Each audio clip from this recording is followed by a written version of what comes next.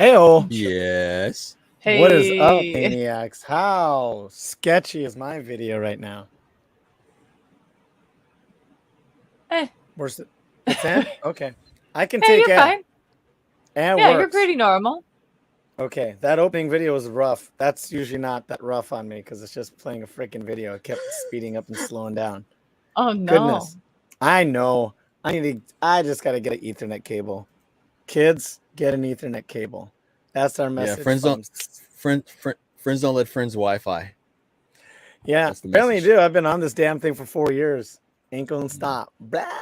I Actually, I mean, guess I've we been only doing it. convinced you to get a better headset and mic. Yeah, I mean, this is the headset I have, but the mic made sense. Yeah. Poop, poop, poop, poop. I was hoping we'd Even be though back it's in the sparkly studio today. within like 6 months, but that isn't the case. Nope. This lasted a little longer No. than 6 months. Yes. Yes, it did. Well, Maniac, Absolute. this is Saltier Podcast. This is your very own video game podcast where your argument is Lost in translation. Yeah. Usually invalid though. Invalid as Yeah. hell. and we are brought to you by not anything that we're drinking right now. I have to do an email to the powers that be, but it's Voodoo IPA. So delish. It is. You know. What? Oh, pfft. I'm wearing Whatever. I have two different brands of cider on right now. It's like you drink cider or something. Yeah. It's okay. I drink cider all the time. Anyway, Maniacs, if you want to check them out, they are a line of IPAs from Belgium, New Belgium Brewery. They are, I believe, still B Corp certified. I do not know if they're still employee owned. I got to go check them out. I don't know if they got bought or something recently, but we'll find out. Because I know The bot owns them now. Mm-hmm. a bot. Hey. The The way things are going in this capitalistic world right now, who knows? Maybe a bot did buy it for all. What if the ranger became a sentient being and now owns them, but the ranger is now an NFT? Ooh. Oh no. I'm sorry, I went bad. NFTs. Those are still around, huh? Yep. Technically. Well, we made it. I've been gone for a little bit.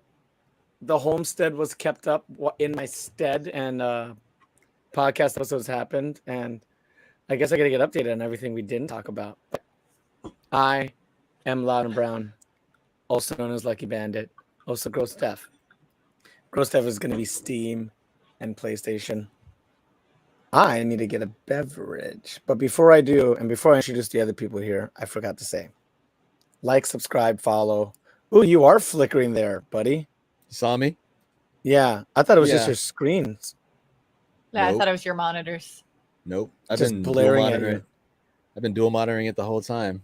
I don't know why it's doing it now. I don't know. Oh, who knows? The Russians got into your net. Anyway, like and subscribe, all that. We're Salt_Tier Pod on Instagram and Twitter. We are just Saltier Podcast on YouTube, Facebook, and Twitch. Find us. And kick it down here. Oop, kick it down here. I need to get a beverage. Ow. Nice. Hello. It's me, Sage Bell. You can find me on Twitch, Twitter, and most places at Sage Bell. Instagram and Facebook and TikTok or SageBell_model, but username is Sage Bell, so it's everywhere.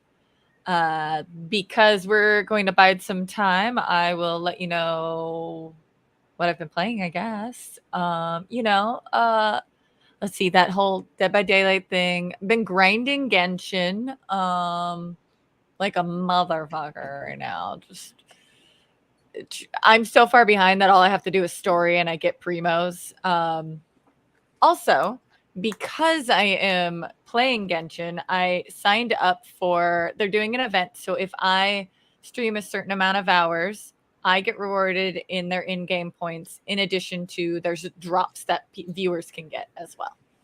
So if you do watch me on Twitch these next few weeks, I will be streaming primarily Genshin so that I can get the primos. You can get the primos. Nice. And in additional news, I am moving October 15th, I am leaving Seattle and I am moving down to Portland. So I will no longer be part of the Seattle area. Oh, I did not Yeah, know that. big news. You'll be missed, Sage Bell. My position that could afford an apartment is being taken away. And so I am moving into a cheaper location, which is with my mother, unfortunately. So Love you, Ma. I will be no longer on the sweet, sweet Google Fiber, and I am very, very sad about this. They do not have Google Fiber in Portland at all. They don't have fiber internet available at my mother's. Oh. Like at all. She was gonna get it for me, and nope. So I'm sorry, Sage. Yeah. This is even worse news. Yes, it is. It is. There's going to be no fiber. That's why I kept it streaming oriented. She's going to let me have the direct, like the box in my room. So I can just straight up Ethernet from the room that I'm going to have the computer in. And she'll be on Wi-Fi. So she is getting a Wi-Fi adapter for her PC because she doesn't care about the upload as much as I do. Gotcha. Well, all right. So next week will be the last podcast from this apartment. Wowzers. Well, that was Surprise. news. Yeah, that is a surprise. Like I said, sad to see you go from the immediate area. You're still in the geographical area, so we'll still see you. And we'll still have you on the podcast, of course. Yeah, that'll be easy enough. Yeah, you are part of this and technology and all that stuff. So, yeah, it sucks that we won't be around. But I also understand why very much. So, yeah. I guess on to you. Hello. This is the Save Rings, .. Filmmaker extraordinaire. Yes. Baby shoes if you play Final Fantasy 14. And I only say that because there might be a couple of my guildmates showing up because I plugged this on our Discord. So let's see. Sup Hot Riku Girl, the unofficial fourth member of the broadcast crew here. This week, I mean, come on, guys. You know what I've been playing. Not Stellaris for once. It's been about a full week. Yes, it's been about a full week since I've been playing Stellaris because they just announced another big kind of update. So I might come back to it then. There's a lot going on in that game. Yeah, even for someone like me who's got over about 2,000 hours playing it. I've been playing Square Enix's award-winning and best-selling Final Fantasy 14. The more you play that game, it just unfurls. It's like, do you like Final Fantasy? Yes. Do you like playing new Final Fantasies? Yeah. Have you played previous ones? Yes, of course. Well, here's all of that all together in the same thing. Here you go. So it's basically a Final Fantasy amusement park at the end of the day. The creator of Final Fantasy plays it as well, and he tweeted, I always wanted to make a Final Fantasy amusement or theme park, and this is the closest I guess I'm going to get. Excellent game. There's stuff I'm going back and doing that I skipped and walked past way back at like level 1, and now I'm doing it now, and it's just like this whole thing, and it's like story and extra lore and all these characters that I saw later on but didn't know who they were, but now like, oh, that's right, this person's from, and now it makes sense. A whole bunch of crazy kind of stuff. So I've also been playing some other games. I played a naughty game. I played one of those naughty AO games on Steam because I couldn't believe it. Because I couldn't believe it. I couldn't believe it existed. So I bought it before it got yanked, so to speak. Is it still there? As far as the last time I looked, it's still there. I don't know if we can advertise it or mention it. Okay, fuck it, fine. We're all adults here. We advertise beer. What's the context that would make you question it? Oh, if I could say it? Well, like, because adult games are readily available and free to play on Steam. Oh no, this is like full on like penetration and whatnot going on. And like detail. You guys know when you go to your adult movie sites of choice and they have like all the little thumbnails you're looking at, and there's always like one or two that's like a CG one. Yeah, that's what this is. It's like straight up just like CG, like choose your own adventure type stuff. It's kind of like those like smutty books that got passed around in like middle school. You remember those? Right after the Pokemon cards got banned, and then you got the smutty books. Is that how that goes? Yeah. That one kid always had the smutty books, or that one kid always had Cinemax and was passing around that. Well, at least when I was a kid, there was one kid was passing around that like smutty like Cinemax tape. So that's what this reminds me of. I felt like a dirty birdie playing it, and I don't know if I'm gonna go back. It's called. I'm gonna say it. It's called Inside Jennifer. If that means anything. Goodness, that's not subtle at all. Not subtle at all. The video for it's not subtle at all. And look it up at your own risk. Not safe for work. If you do buy it, be aware that it's in your library for all to see. And yeah, so that's what I've been playing. I think I messed around with some other stuff on and off, but that's about it. A couple big games coming out that I'm looking forward to is the Ogre Tactics Reborn. That's a remaster of the remake of the N64 game. And there's a couple other games, but we'll get to that. But that's about it. That's all I got. What's going on?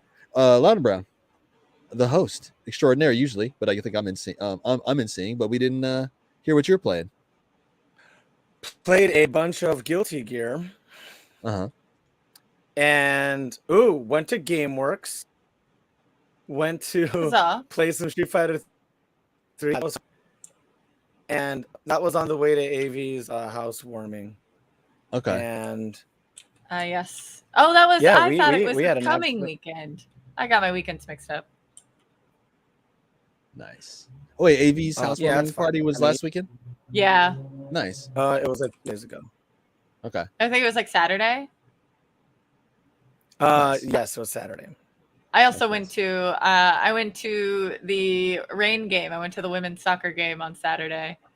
Yeah, I know. Nice. You and I were. We were ships passing in the night. I drunkenly walked home from that game. It was a long ass walk. That's the only way to walk back from games, I thought. Oh yeah, yeah. I just kept going. But by the time I hit my neighborhood, I was just like really salty that nothing was open. I was like, it's 10 o'clock at night on a Saturday and there's no food. Those are called urban deserts. I was watching a video about that. How you have these cities and there's like nothing going on in them. So downtown Seattle is definitely an urban desert. Especially South Lake Union. Mm-hmm. Yep. So, what we got frick. there? Okay, we're gonna start these topics. We got Oh, not man, that Derek, much to talk you doing about. okay?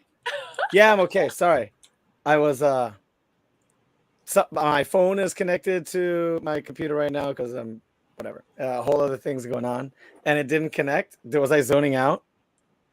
Also your internet connection's kind of being stinky. Yeah, You're not the only still. one. Yeah. Jeez. Okay, well, Yeah. we're gonna Well, carry yeah. on, and we're gonna start off with. Thankfully, it's not a video. We're gonna go to like Guilty Gear crossplay beta. This is actually not one of my topics. This was sent to us from the Cyboverse from Cyboman, and Oh. yeah, it's one of the few games he's really sunk his teeth into. You know, usually when it's one of these games, it's because his goon squad gets into something like Payday 2 or what's that Russian shooter game that everybody talked about? Escape from Tarkov. I have coworkers Yeah. that will not shut the hell up about that game. Because apparently the whole point of that game is that it's harder than everybody else, and Yes. it requires a lot of knowledge and teamwork. Well, Yes. he jumped on Guilty Gear and he genuinely enjoys playing. We do sessions at several of our other friends' houses.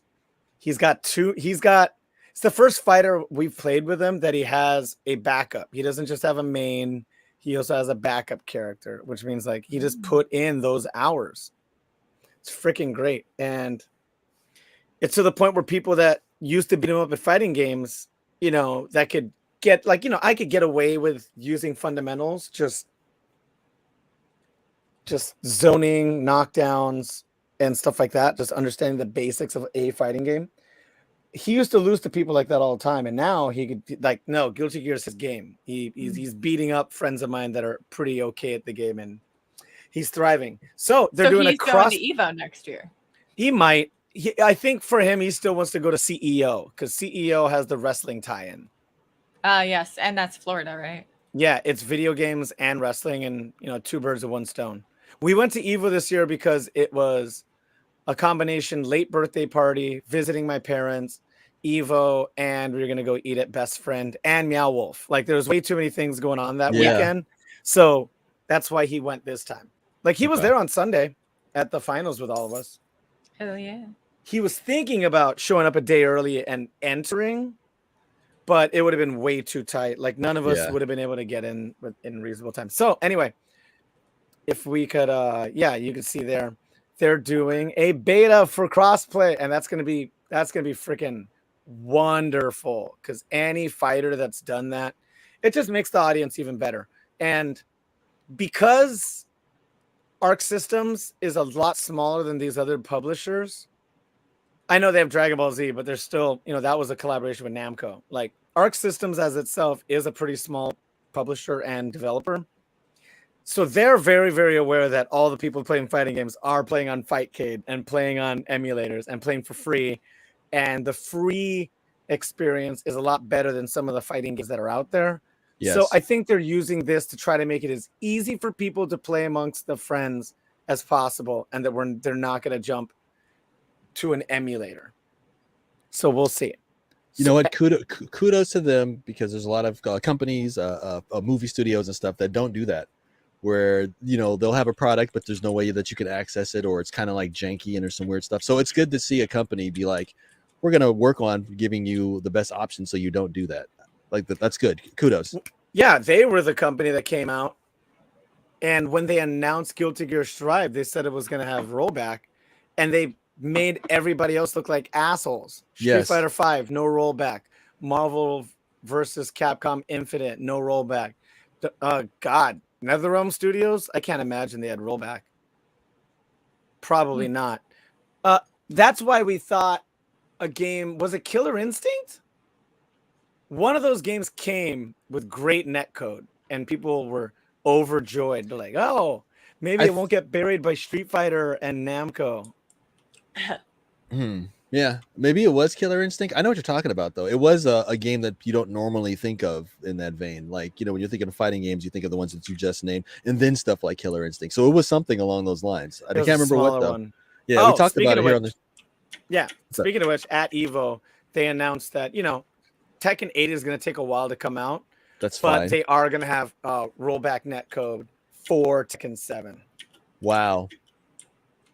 Yeah, at EVO they announced the Tekken 7 rollback, and then the following week they announced. Wait, are you telling me in the year of our Lord 2022, these companies are finally figuring that shit out? Dude, it's because Harada gives a crap. Street Fighter's not doing it. Which is Smash so ridiculous. Ain't doing it. Capcom got all the money in the world to do it now. All the other big game companies, they still want people to just buy copies of the game. They're still thinking in the past. And that's just such an old world to think about it that way. Mm-hmm. Like that's like cartridge days. I know. All those free-to-play games are laughing their way to the bank. And, these archaic companies, they have investors that want how many units sold, though. And it's, if you say that about League, they could just tell you 0. We didn't sell a single copy. Yeah. But this many million people downloaded it, and we made all of the money. Yeah. So we'll see. A fighting game has not figured out how to cash in on the free-to-play correctly yet. We will see what happens. We got a whole new lineup of games coming out. Guilty Gear still went old school. They're doing seasons, which I guess isn't that old school. The old school would be to just come out with a new version of the game and buy it every time, right? Yes. But they're doing seasons. They're not doing free-to-play, but they have not announced what Tekken 8 or Street Fighter 5 are doing. So we'll see. Do they do, okay, there's seasons, but they do, Battle Pass? Yeah. So Battle Pass is in both free-to-play games and pay-to-play games. It's the connective tissue, right? Yeah, I get the Battle Pass for Guilty Gear every time. Hey, your dog. Hi, Pop. All right, thank you. Next topic.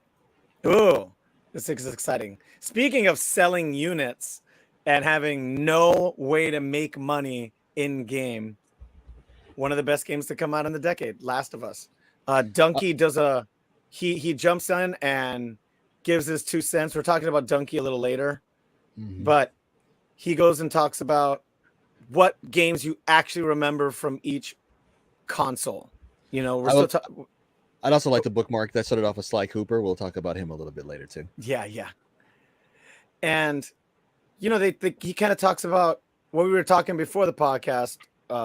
Saverings. He's talking about what actually constitutes good storytelling. Like, Mm. what are the elements that make people want to revisit, that people will talk about?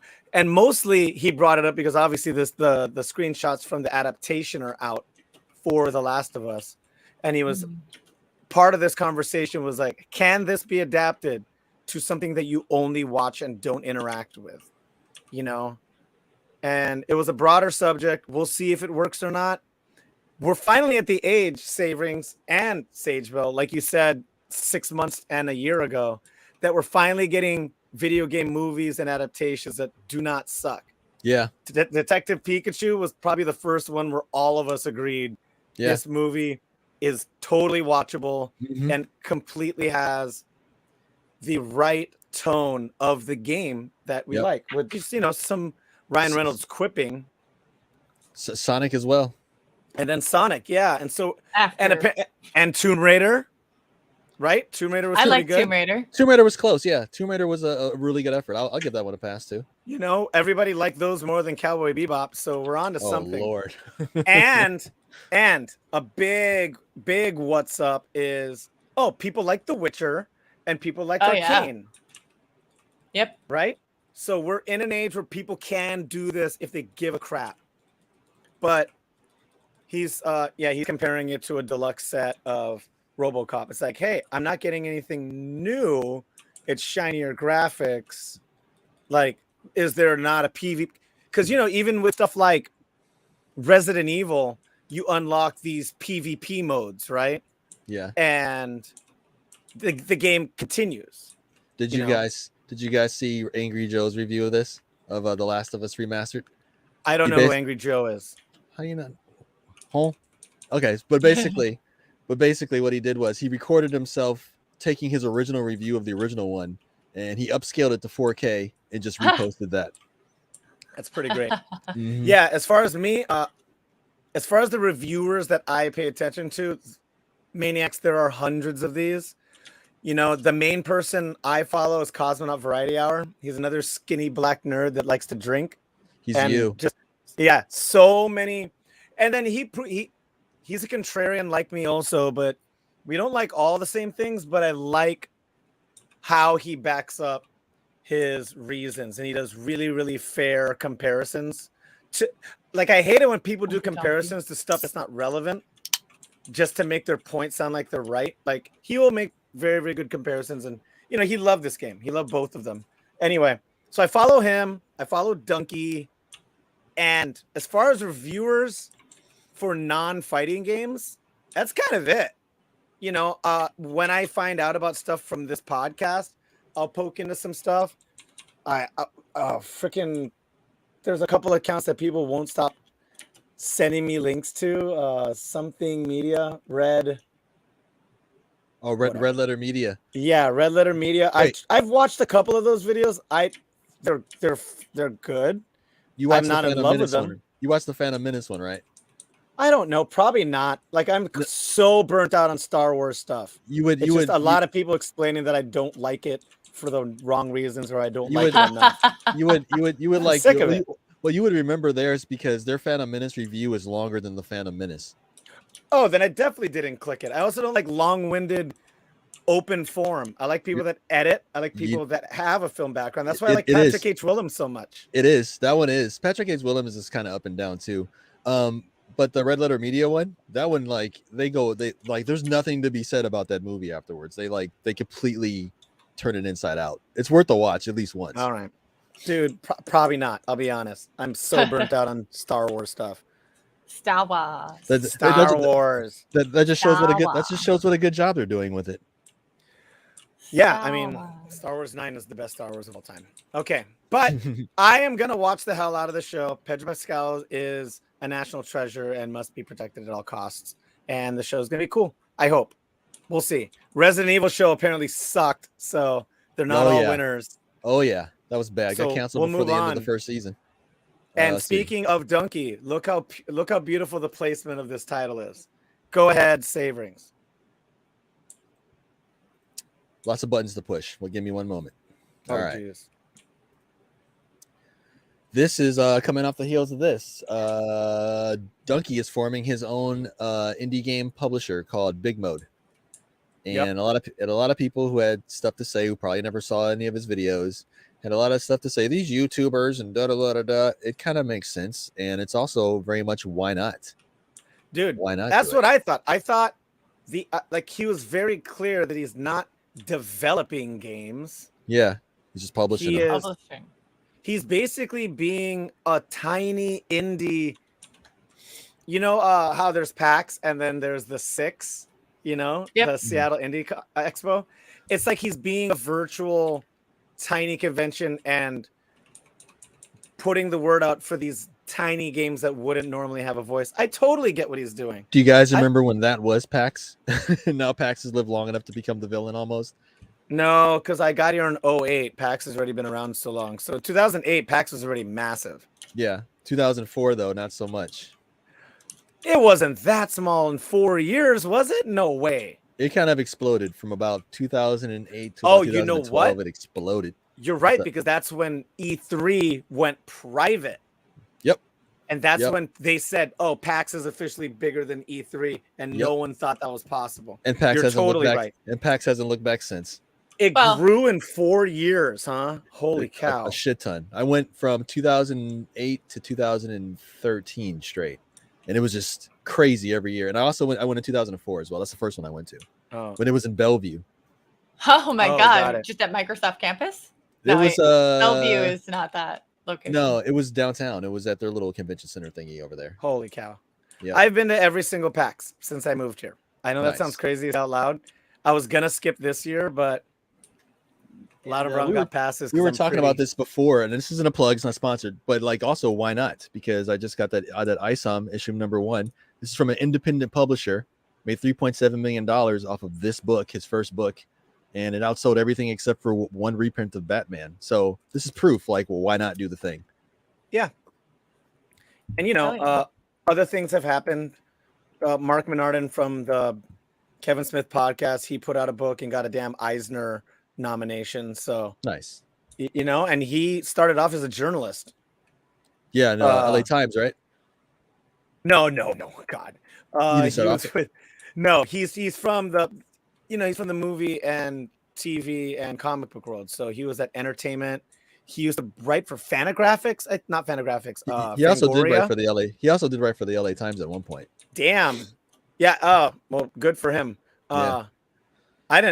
That's good. I didn't know how long he was there. He mostly, when he talks about himself, he brings up Entertainment Weekly and some other like movie rag, but extremely intelligent dude. Got that Eisner nomination. He made a short film this year. He's on fire. And because he did a thing. And yes, a lot of this is exactly what ISOM did, and you crowdfund. DUNKY's been on YouTube for 11 years. Dude, that is that is ancient. Our buddy Ahmed was explaining that he used to just do, like, was it League or was it, what game did he play? He used to just play games and make clips from online of him teasing people. DUNKY? Yeah. Oh, I don't know. And he used to be completely a joke. And I came in when he was ranting about Skyrim. Like, that's where he got me. So that was like 2012, 2013.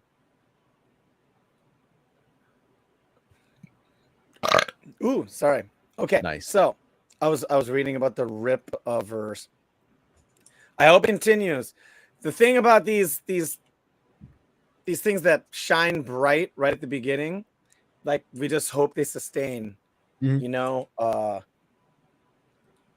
freaking Ta-Nehisi Coates' writing career in comics has gotten a little quieter, and some books that launch really heavy get canceled in 10 issues. So because there's all these damn collectors out there that buy a dozen comics thinking that reselling would make it cool, and then the comic dies on the vine because people were trying to see if it would actually carry weight or not. So I hope it does.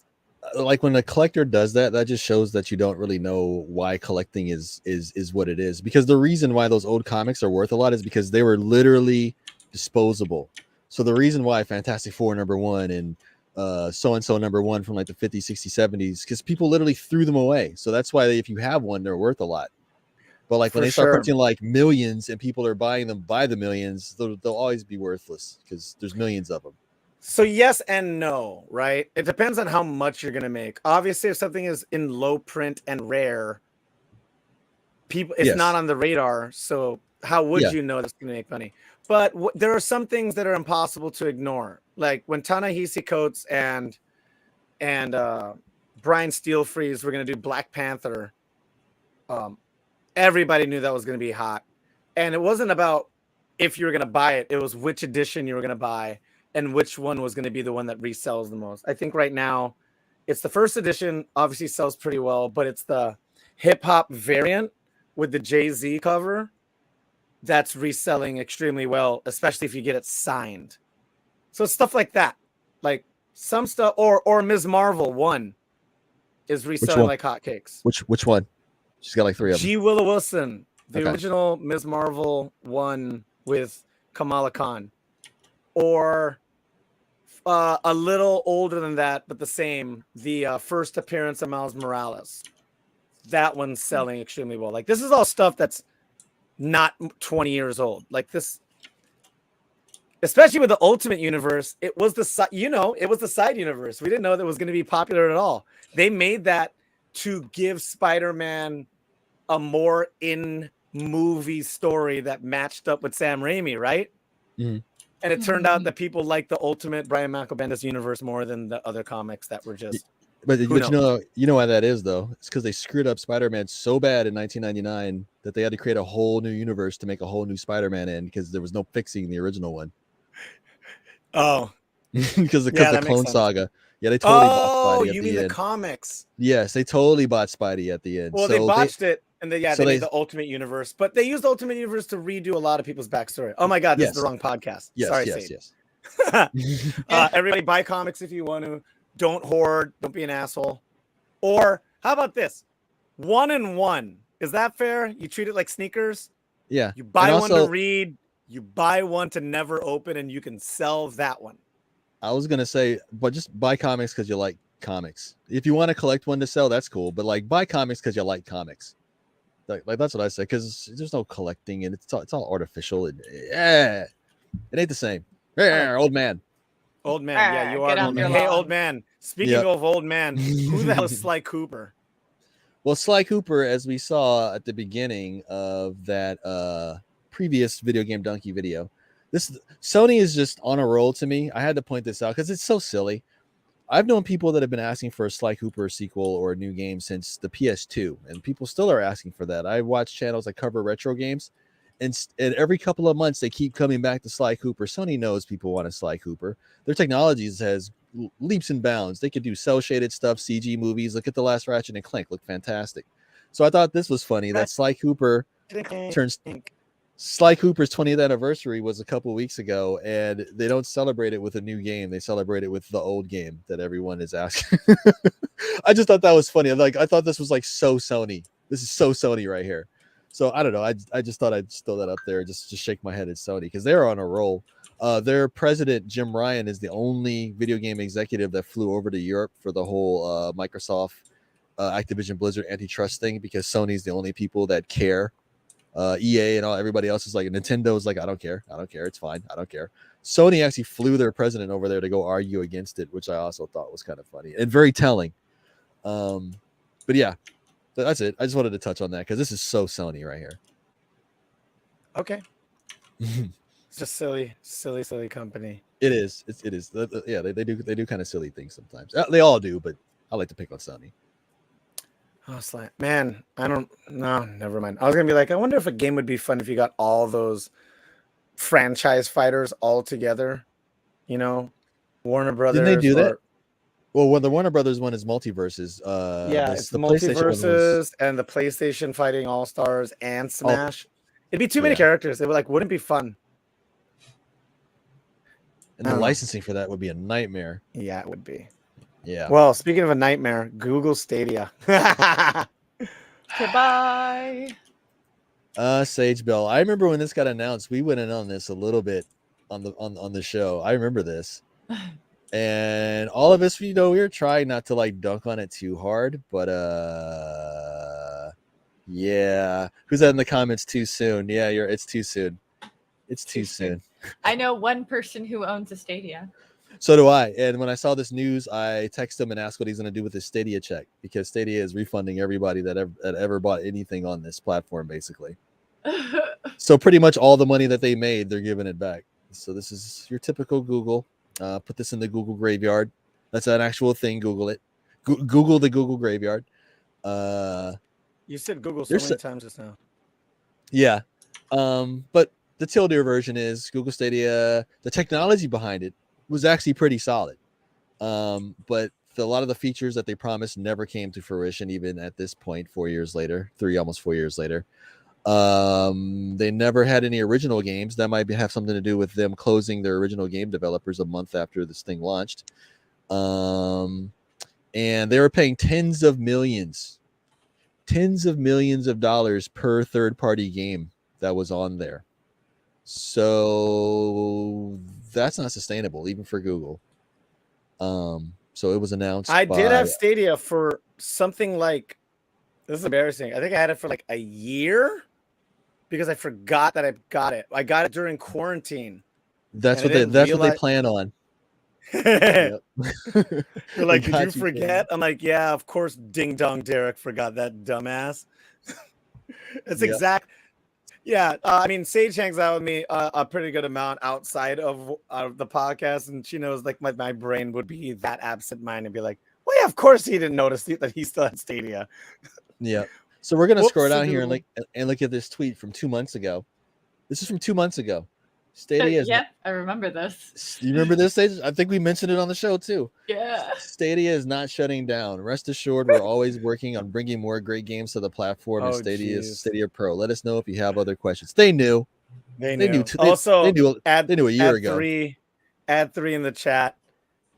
Also knows only one person with Stadia. I think it might be that one single person. And also Azaria Spades, what it do? Yeah. Jick and I were talking outside about the guy who has about 1,000 hours on Red Dead Redemption 2 on there, and he's pleading with Rockstar, like, I don't care where you transfer my save, can you just transfer it off of Stadia? So we'll see what's going on with that. Oh my god. Yeah, what do you do about that? Because Nothing. I played, what was the PlayStation version of that? Oh, that was just Red Dead Redemption. Next. PS Now, which is the biggest video I have on my channel, V-Gaming, if you want to go check that out. PS Now, that's the one that streams the games? Yes. Yeah, and that's how I played Last of Us.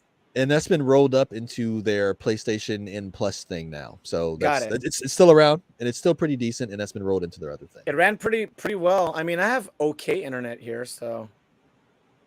Don't tell me you were playing it over Wi-Fi. Oh, no. That one was wired. That was in the living room. Okay. Whew. So this was 2 months. This was two months ago. They say this. I also thought it was funny. I don't have clips for this or links to it. What's up? There are literal tens of us.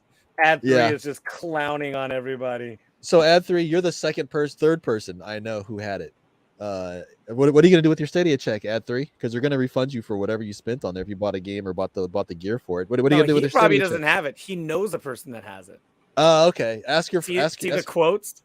There are literal tens of us. Yeah. So I ask your fellow Stadia people that you were chatting with on there. Wait, did they even have chat? Anyway, ask what they're gonna do with their Stadia chat. You gotta ICQ them. Yeah. So I bring this up, and we'll pass by this one because since then there's been a couple of developments. Google Stadia also blamed Microsoft partially for their failure. You guys remember? We talked about it on the show too. But Microsoft came out and said how they don't consider Sony and Nintendo their competition. They consider Apple and Google their competition in the video game space. So Google kind of flipped that around with Stadia, and they said, well, it came really hard when Microsoft was buying up all these studios, and we couldn't really compete.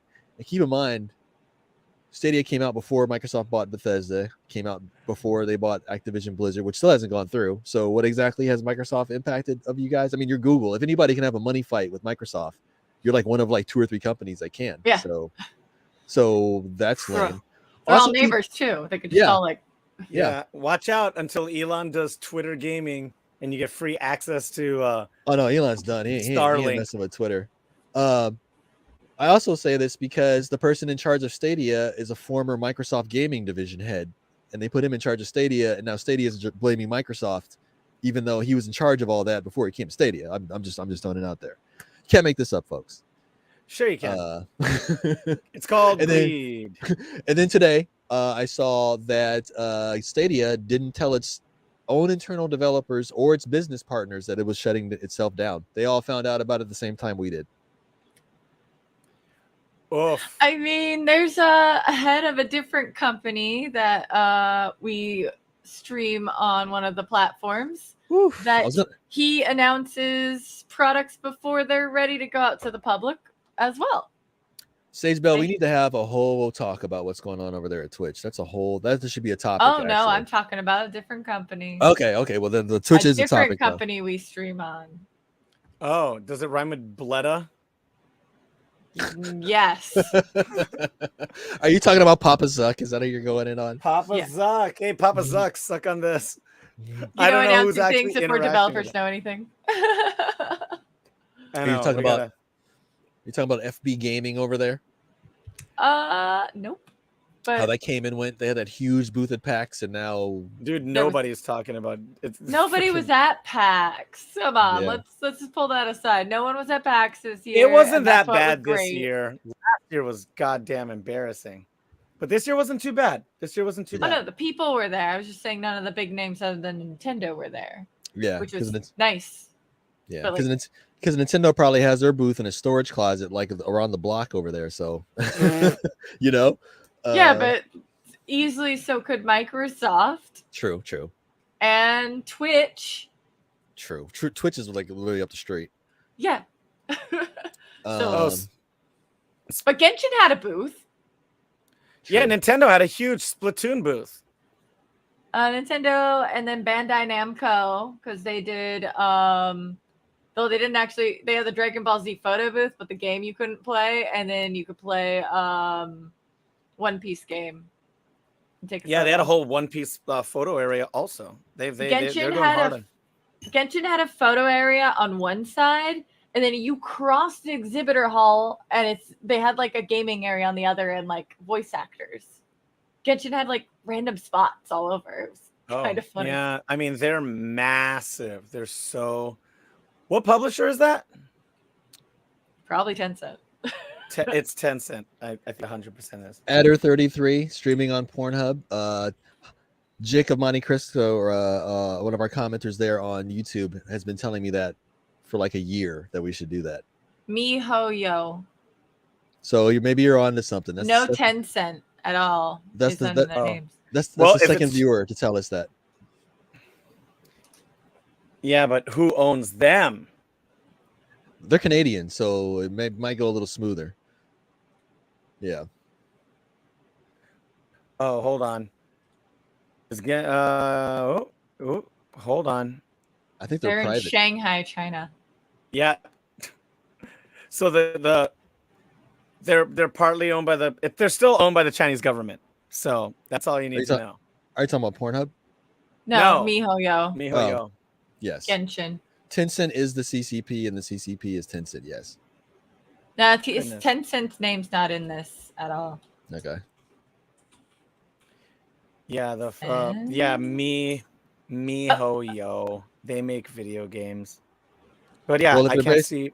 I can't see. Well, if who they're their based out parent of company- Shanghai, they are the CCP because they kind of call all the shots over there. So all the same. And remember, no Winnie the Pooh games. No. You know that Genshin got in trouble for being like, some of their characters had to get more conservative for the Chinese Yeah. version of the game. They you were had to make conservative outfits. You were showing us because the one girl had like a regular dress on, but in the Chinese version, she had the same dress but had like a bow or something, right? It was like covering up like her neck or something. Yeah, they covered up Oh, her we did that. line of cleavage and made Mhm. shorts. On Yep. one Did an character. episode on that because we're dope. Yep, we did cover that. Yeah, I made hilarious art. Remember, I had the redacted bars all over the Genshin Yes. characters. Yes, I do remember that. Speaking of stuff that we've covered, We got to keep moving because we're getting long-winded here. I know. It is a sad day in hero team shooters, my friend. Sage has an article to talk about. Oh. Pouring one out for them. Glasses up. Today they ended Overwatch 1. It is no longer playable. Clinky. Clink. This is the final. So if you watch this video, if you go a little bit further forward, the video literally, the server's going to close on you. Lost connection to the game server. The game is sad. Officially gone. You guys, end of an era. I'm not bagging an error like 4 years. But anyway, guys, I don't blame you for playing it. Great game. Looked fun and stuff. But like when you guys started playing it, I'm like, this is going away. Well, as a matter of fact, I already have this pulled up. How many people are playing Team Fortress 2 right now? 90,000. That game's like 15 years old, bruh. PUBG's up in the top 10. Yeah. Overwatch 1 came and went in like one season of Team Fortress 2. I'm just saying. I'm just saying. What numbers are you holding these against, my friend? This is Steam charts. Sure. This is how many people are concurrently playing it right now on Steam. 89,000 people. Zero people are playing Overwatch 1. Well, that's because it wouldn't show up on there anyways. But 1 is greater than 0, let alone 89,000. I'm just saying. Well, I saw it coming. That's an absurd comparison because no, it's not. One still exists and one doesn't. Well, obviously, it's a 0 and a 1. Overwatch would never show up on that list because it's Steam. But there's 0 people playing it. So why does it have to show up on a list if there's 0 people? It wouldn't be on this list. It wouldn't be on the list even if it were active. It's like you're trying to it's like you're trying to box an infant. You're not making any sense. So 1 is greater than 0. You're not making any sense. I could play TF2. You can't play Overwatch. Last year they had 500,000 daily players during the end of Overwatch 1. That is an actual number you can compare it to. Cool.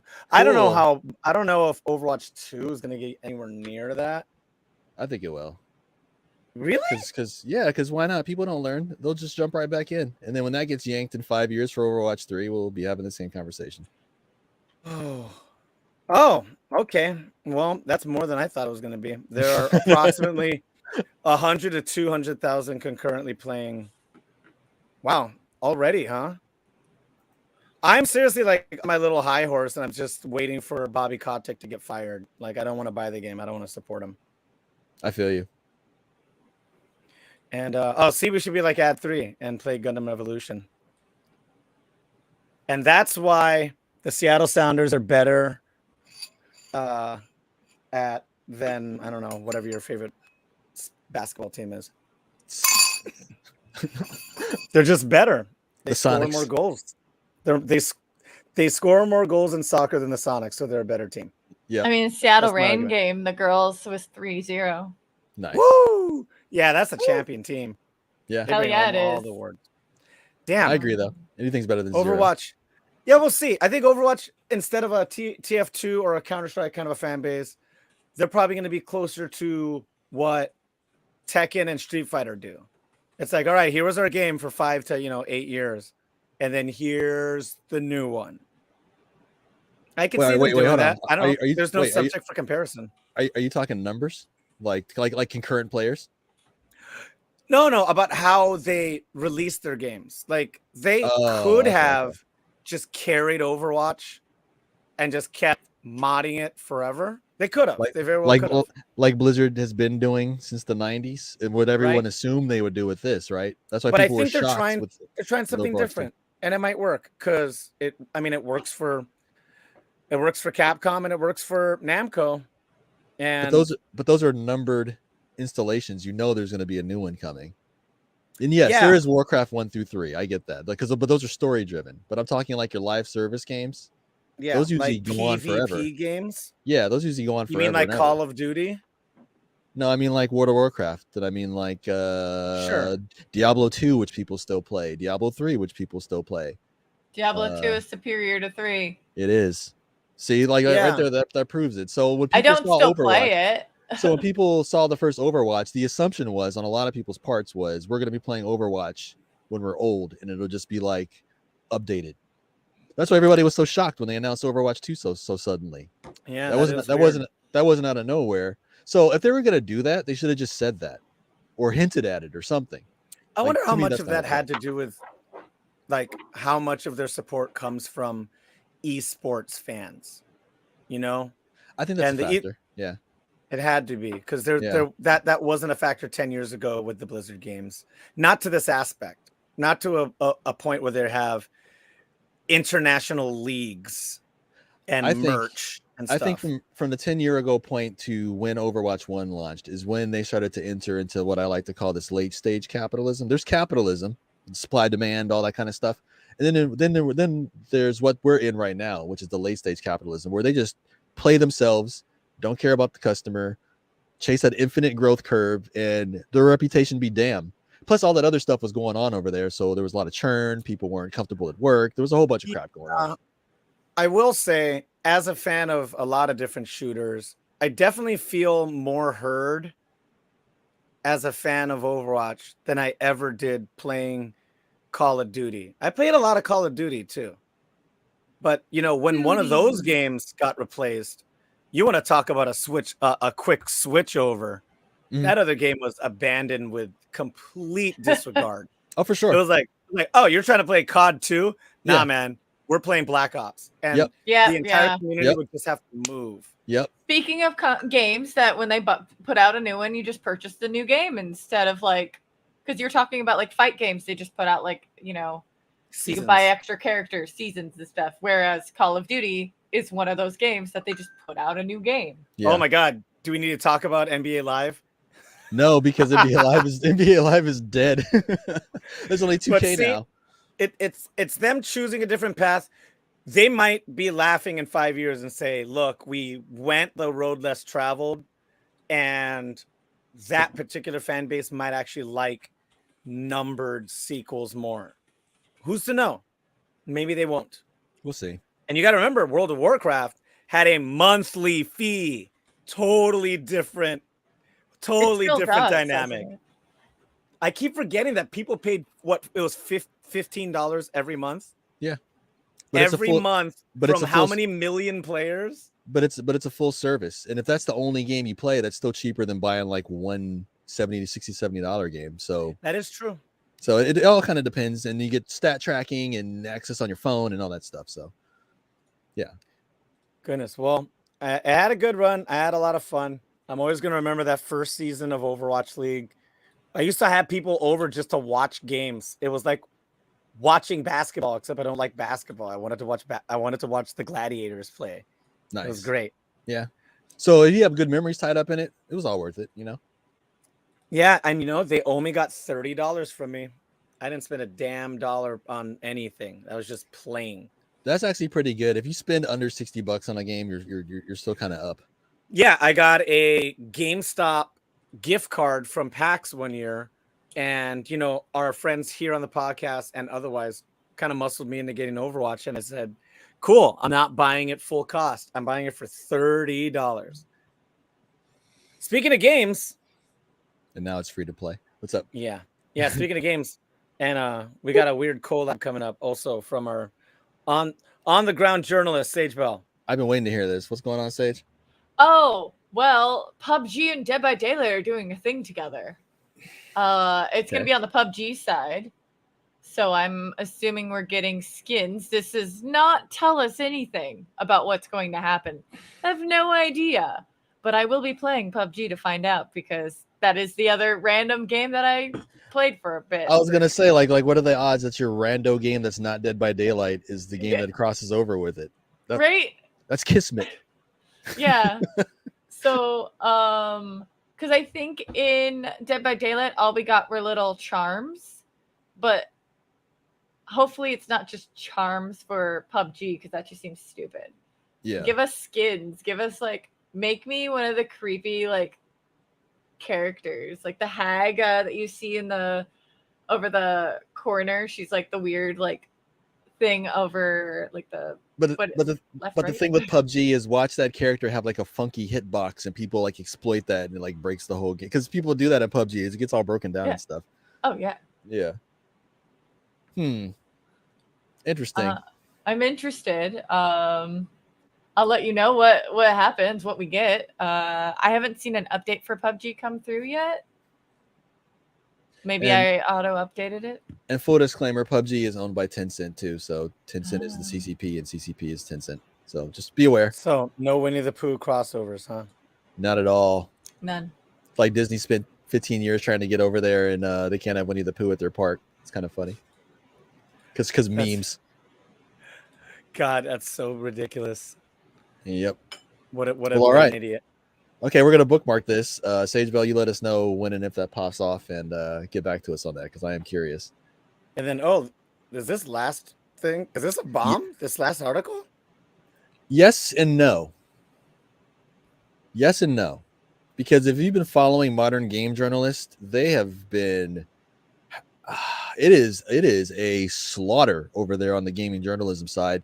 A lot of these companies, your giant bombs, your Metacritic is kind of a big deal because they are actually up, sort of, I guess. And But Giant Bomb were Bomb- one of the holdouts. They were the ones that, Yeah, starting with BuzzFeed and all these kind of places, or Giant Bomb, Kotaku, Gawker, all these places. Name one, Game Informer, which shut down and didn't tell anybody.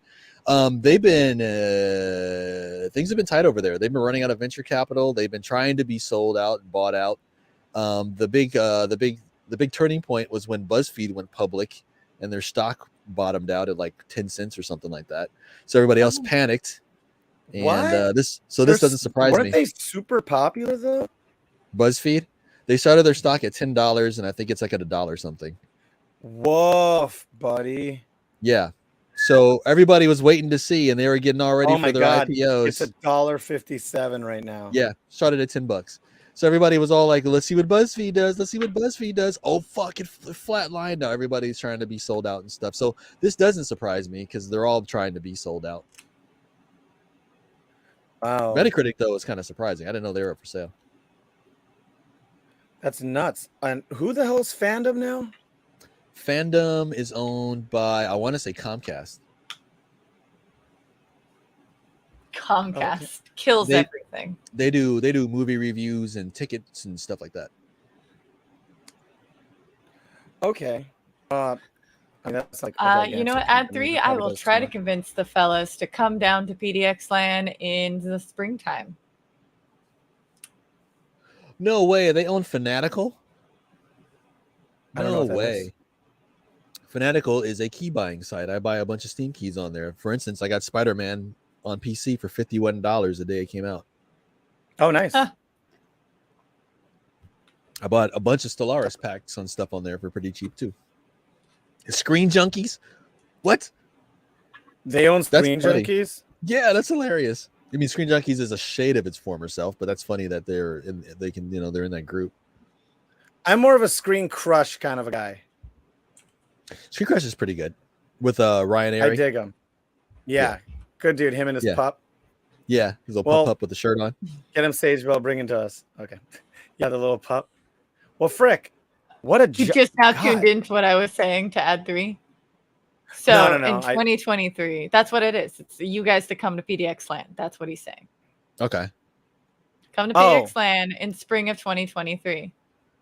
Look at the top. I don't know how I didn't notice this. Maybe I was reading something else, but yes, GameSpot, Metacritic, Fanatical. But look, TV Guide. This is a big company, y'all. TV Guide is still a thing. They own TV Guide. So this is like, this company has like a hip name, but it's their making acquisitions sense now. must be nuts. Hold on, it's making sense now. These companies were all lumped together, and they were owned by Red Ventures, which is a venture capital firm. There you which go. Is what all these companies were all relying on. So when we thought for like 10 years that all these companies were balling and I want to be a game journalist, they were on borrowed venture capital. Now that's drying up. These companies got pulled back in and owned by Red Ventures, and Red Ventures is like, get this shit the fuck off my hands, please. And that's what happened here. So somebody swooped in and picked all this up for like pennies on the dollar. That's what happened. Wowzers. It's making sense now. Okay. And that includes Metacritic. Shocking. Yeah. Well, closing statements. We're going to talk about in the world of capitalism and all these companies getting bought out. Who do you trust anymore? Who is your actual dose of news that you can always depend on? And at least for now. And I'll start. And it's been pretty dependable for the last 15 years. And it's Game Hubs. I mean, Event Hubs, sorry. Okay. EventHubs.com used to only be a site that just told you when a tournament was happening in the FGC, but now they have articles. They're really good at crediting any creators and giving hard links, not like IGN where you view it from their website and they still get the clicks. You know what I mean? Yeah. But Event Hubs has been, it's been my place of sanity in a world of money grubbing freaks, you know? And I'll go in reverse order. Like and share, subscribe, and all that stuff. I'm Loud and Brown at Loud and Brown, Instagram and Twitter. Grow Stuff with a PH on Steam and on PlayStation. Going to the Grow Old Man. It is the Saverings. ... Who do I trust? As far as in like any brand, I don't trust any of them. I trust them all to chase the dollar. I trust them all to play themselves over that dollar. I mean, dude, Star Wars threw itself away. So I mean, what's left? What's left to believe in? I trust some certain companies to make good stuff, even if it's being greedy or short-sighted. But as far as mostly mean from reviews, journalism, like people. I only take that so far. That's part of it. I guess I kind of use them all and kind of base part of what I go off of that. I'll give you an example. It was Metacritic for a while, and Killing Floor, a game I played a lot. I have about 500 hours of it on Steam, the first one.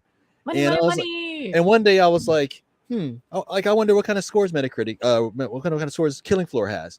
So I went and I looked, and it had a 70 on Metacritic. So that instantly made me think, like, okay, 70 is a good score. But that made me instantly think, like, that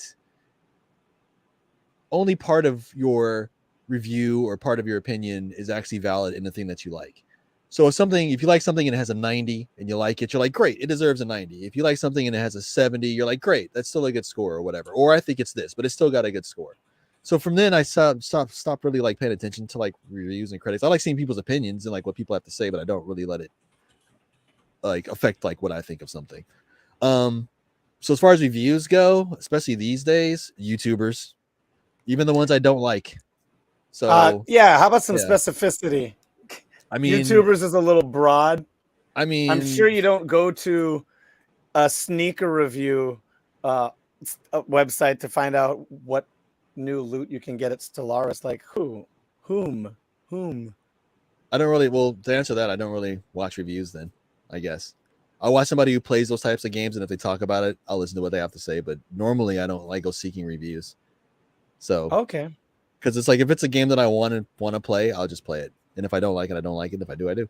I just kind of stop paying attention to reviews because they're pointless to me. Because they could be coming from anything. They could be paid and not saying it or something. I don't know. All right. So, what about you? Okay. How is anybody going to find you, Grumpy?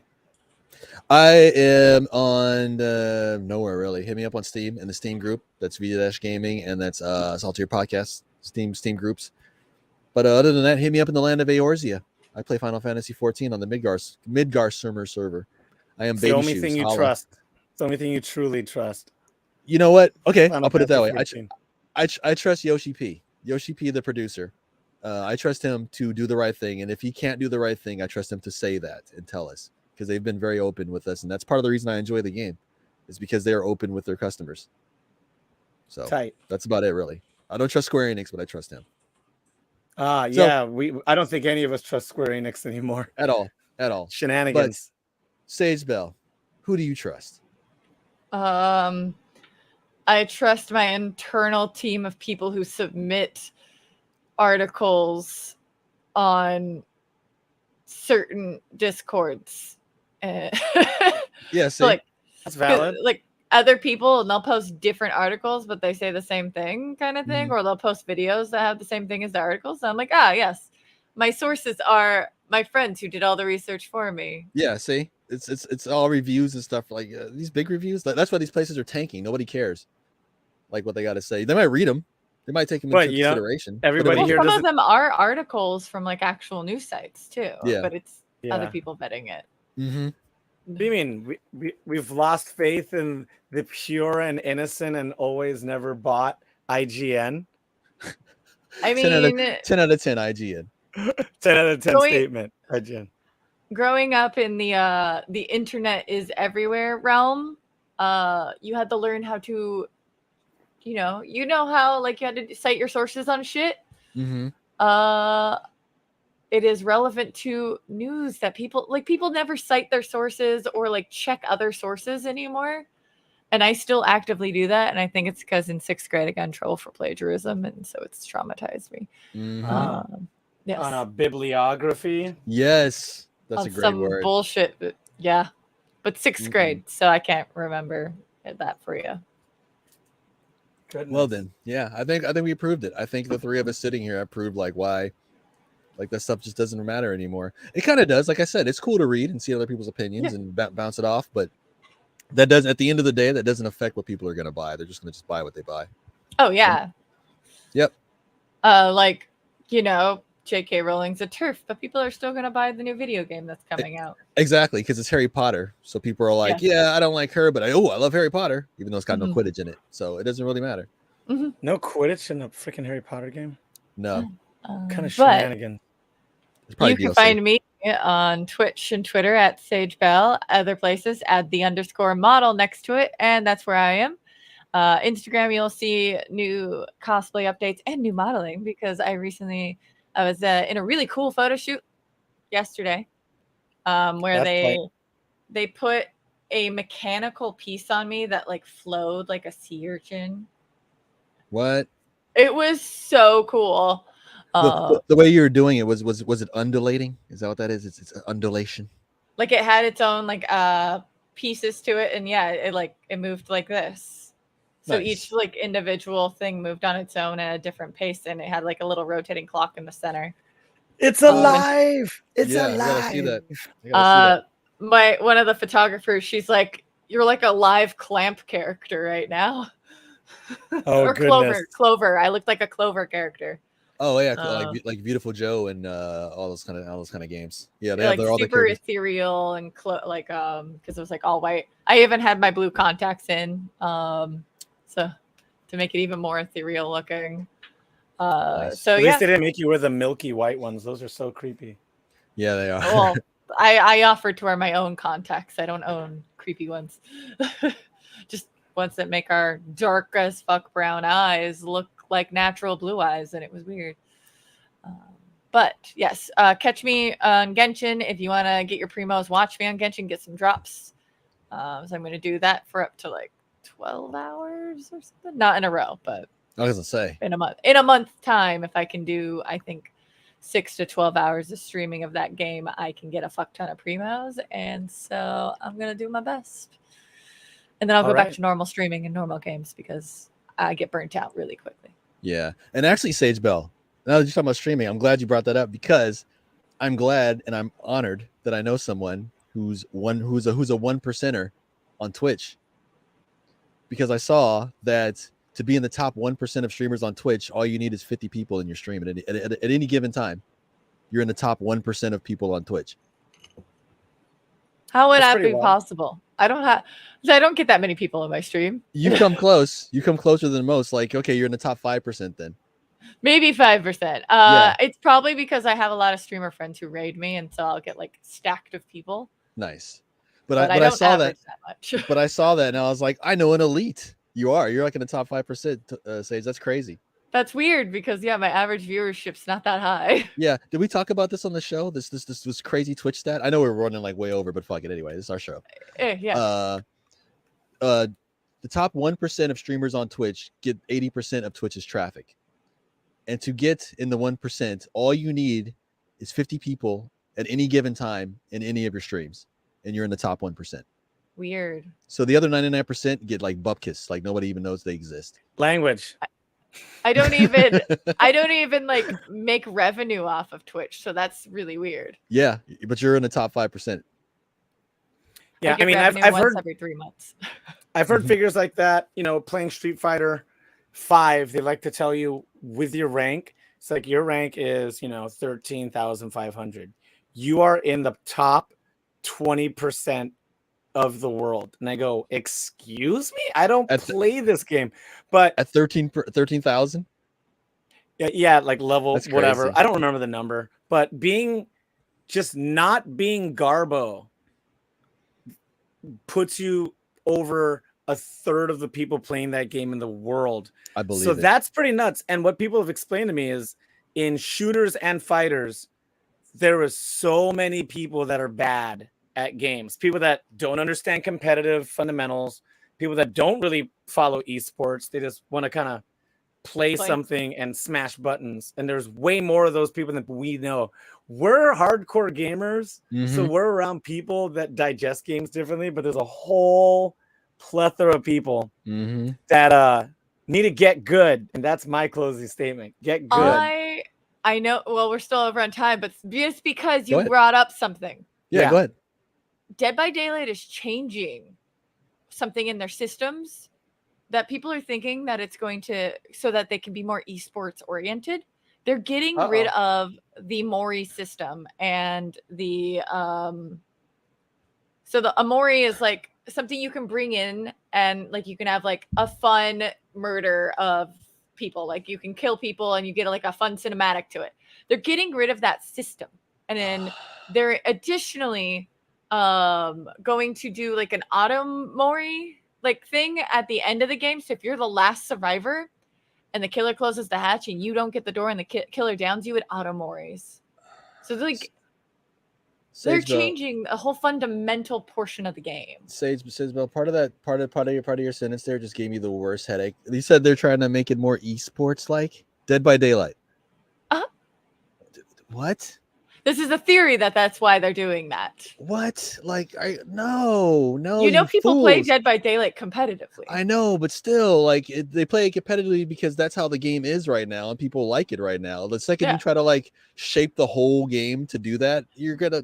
They better be careful. That's all I'm saying. That's all I'm saying. You're going to lose. Like the funnest part about being a Ghostface killer. That's what I'm saying. Being killed by Ghostface is literally getting a selfie Mori. So he kills you and then he takes a selfie with you. Like the whole thing. Yeah.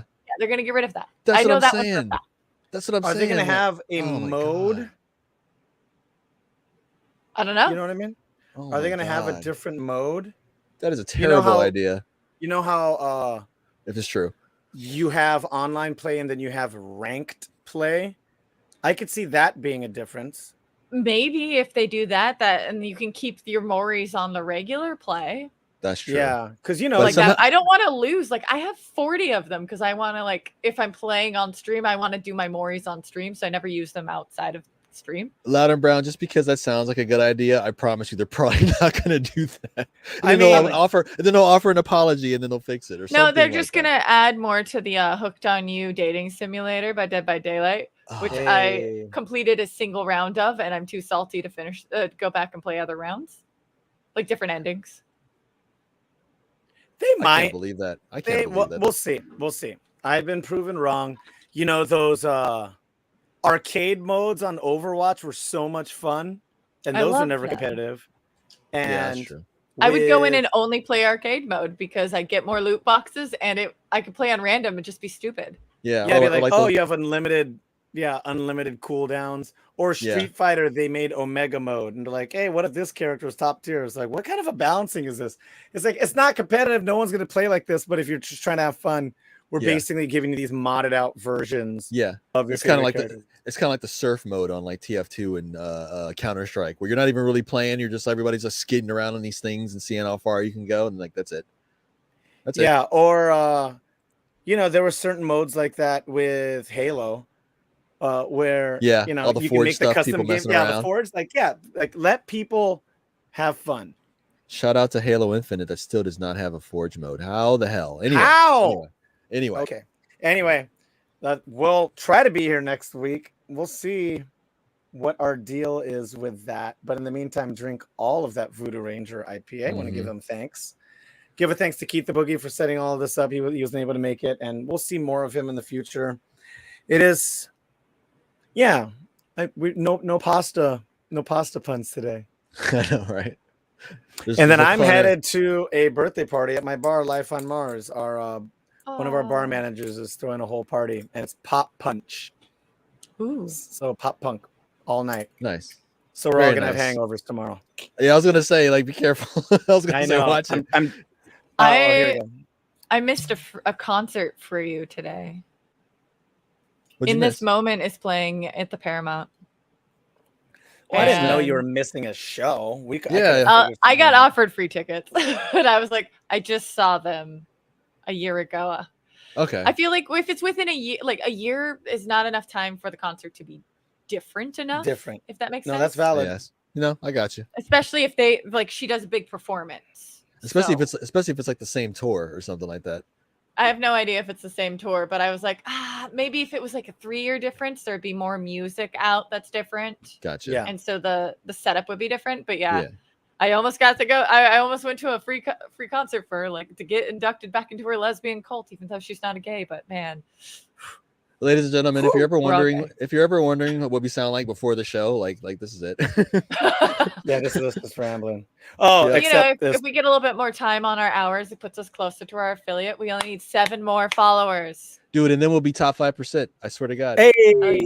Yep. Then people can rate us. Mm-hmm. But I need to split to that birthday party. So maybe they're getting rid of rates, though. I thought they're getting rid of rating. No more hosting. Okay. No more hosting. Okay. This is everybody. This is tonight. Goodbye, everybody. Bye.